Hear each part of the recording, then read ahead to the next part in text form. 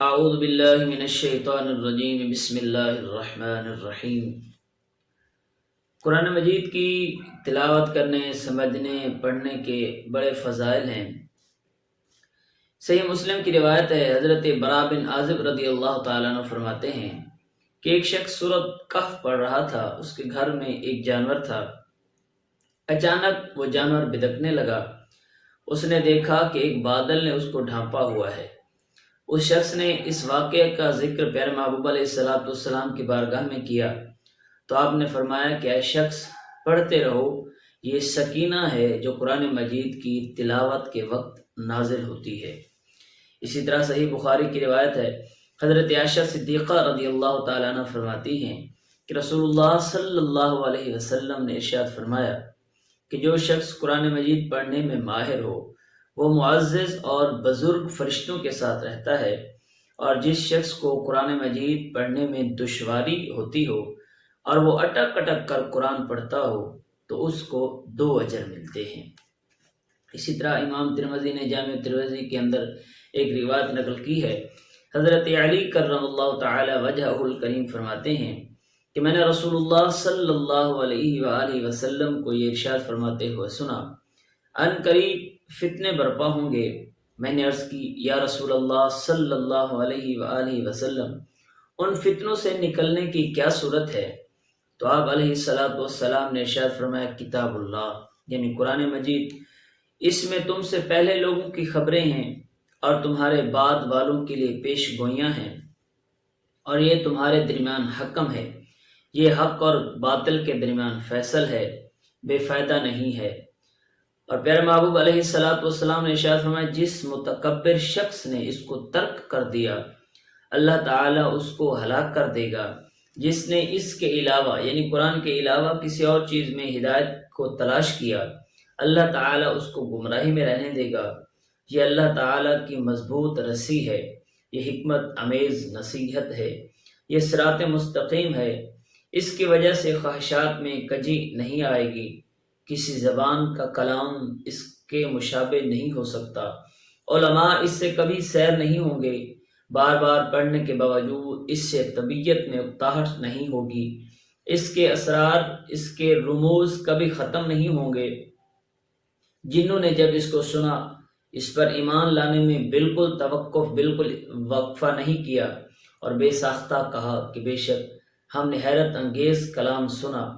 جو صراط مستقیم کی طرف ہدایت دیتا ہے، ہم اس پر ایمان لائے۔ جس نے اس کے مطابق کہا یعنی قرآن کے مطابق کہا اس نے سچ کہا، جس نے اس پر عمل کیا اس کو اجر دیا گیا، جس نے اس کے مطابق حکم کیا اس نے عدل کیا، جس نے اس کی دعوت دی وہ صراط مستقیم پر ہدایت یافتہ ہے۔ اسی طرح جامع ترمذی کی روایت ہے، حضرت عبداللہ بن مسعود رضی اللہ تعالیٰ عنہ فرماتے ہیں کہ رسول اللہ صلی اللہ علیہ وآلہ وسلم نے ارشاد فرمایا، جس شخص نے کتاب اللہ سے ایک حرف پڑھا اس کے لیے 1 نیکی ہے، اور 1 نیکی کا 10 گنا اجر ہے۔ اور میں یہ نہیں کہتا کہ الف لام میم ایک حرف ہے، بلکہ الف ایک حرف ہے، لام ایک حرف ہے اور میم ایک حرف ہے۔ اسی طرح جامع ترمذی کے اندر روایت ہے، حضرت ابو ہریرہ رضی اللہ تعالیٰ عنہ فرماتے ہیں کہ نبی کریم صلی اللہ علیہ وآلہ وصحبہ وسلم نے ارشاد فرمایا کہ قیامت کے دن قرآن پڑھنے والا آئے گا تو قرآن کہے گا کہ اے رب اس کو مزین کر، تب اس کو عزت کا تاج پہنایا جائے گا۔ پھر قرآن کہے گا کہ اے رب اس کو اور مزین کر، تو اس کو عزت والے حلے پہنائے جائیں گے۔ پھر قرآن کہے گا کہ اے رب اس سے راضی ہو جا، تو اللہ رب العزت اس قرآن پڑھنے والے سے راضی ہو جائے گا۔ پھر اس شخص سے کہا جائے گا جو قرآن مجید پڑھتا ہوگا کہ تو قرآن پڑھتا جا اور جنت کے درجوں میں چڑھتا جا، اور ہر آیت کے بدلے میں اس کو نیکی دی جائے گی۔ یہ حدیث حسن ہے۔ اسی طرح حضرت ابن عباس رضی اللہ تعالیٰ عنہ سے مروی ہے، یہ بھی ترمذی شریف کی روایت ہے کہ رسول اللہ صلی اللہ علیہ وآلہ وسلم نے ارشاد فرمایا کہ جس شخص کے پیٹ میں قرآن نہ ہو وہ ویران گھر کی مانند ہے، یعنی ویران گھر میں جیسے کچھ نہیں ہوتا، جس کے دل کے اندر، پیٹ کے اندر قرآن نہیں ہے، وہ بھی اس ویران گھر کے اندر ہے۔ اسی طرح جامع ترمذی کے اندر روایت ہے، حضرت عبداللہ بن عمر رضی اللہ تعالیٰ عنہ فرماتے ہیں، نبی کریم صلی اللہ علیہ وآلہ وسلم نے ارشاد فرمایا، قرآن پڑھنے والے سے قیامت کے دن کہا جائے گا، قرآن پڑھتا جا اور جنت کے درجوں میں چڑھتا جا، جس طرح دنیا میں آہستہ آہستہ قرآن پڑھتا تھا اسی طرح پڑھ، جہاں تو آخری آیت پڑھے گا وہیں تیرا ٹھکانہ ہوگا۔ اسی طرح جامع ترمذی کی روایت ہے، حضرت ابو سعید رضی اللہ تعالی عنہ سے مروی ہے، وہ فرماتے ہیں کہ رسول اللہ صلی اللہ علیہ وآلہ وصحابہ وسلم نے ارشاد فرمایا کہ رب تبارک و تعالی فرماتا ہے، جو شخص قرآن پڑھنے میں مشغولیت کی وجہ سے میرا ذکر نہ کر سکا، اور کوئی ذکر اذکار نہ کر سکا،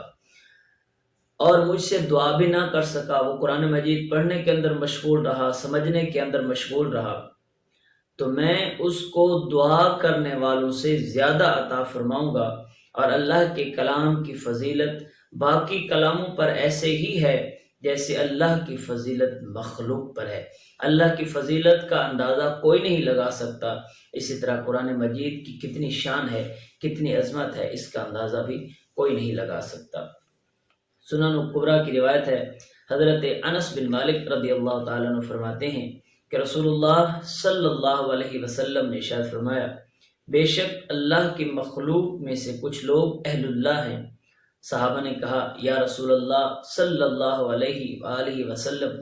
وہ کون ہیں؟ آپ نے فرمایا، اہل قرآن، وہ اہل اللہ ہیں اور اللہ کے خاص بندے ہیں۔